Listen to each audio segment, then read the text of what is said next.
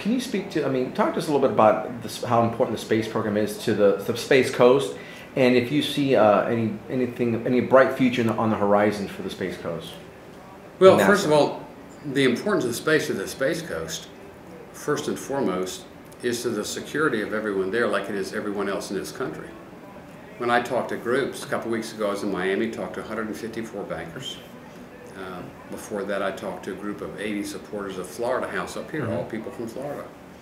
And when I talk to groups like that, I typically ask the question, how many of you benefit from space at least once a year? And out of an audience of 100, usually there's 8 hands. How many of you benefit from space once a month? 6 hands. How many benefit from space once a week? 2 hands. How many benefit from space every day? 1 or 2 hands usually. And so I said, well, you know, I guess then none of you will rely on weather reports daily. You know, you have a rooster out in the backyard or something that tells you what the weather's going to be, and, you know. And of course, none of you use portable laptops or cell phones, because all those are satellite linked. And none of you use credit cards, all satellite linked.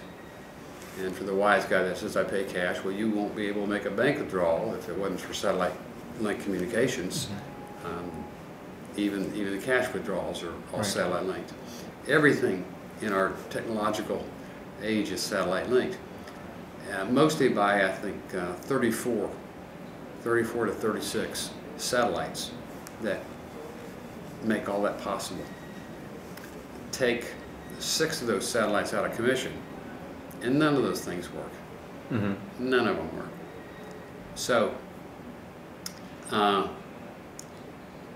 you know, the Russians openly admit they're going to colonize the moon.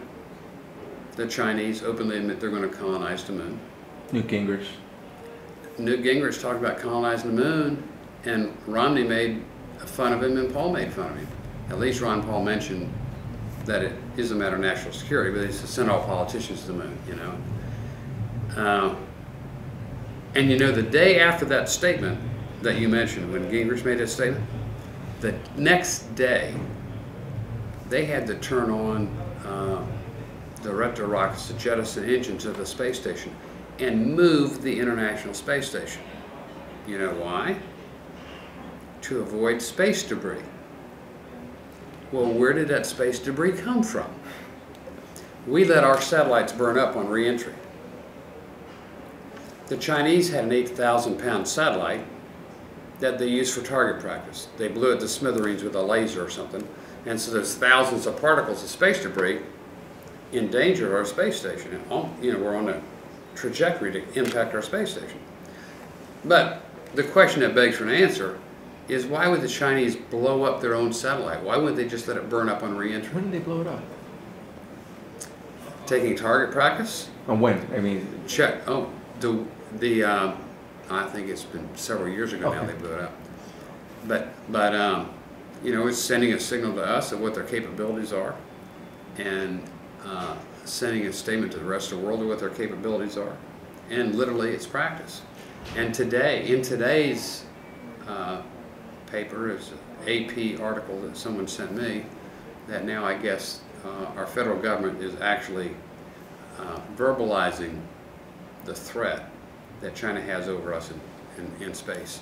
You know, Hitler had plans for a space station to rain down terror on his enemies, because you know, you basically can't see it, but you can see you. Space is a military high ground to the United States of America and the free world, and we cannot afford to let countries that are not friendly to us, sometimes downright enemies to us, dominate it.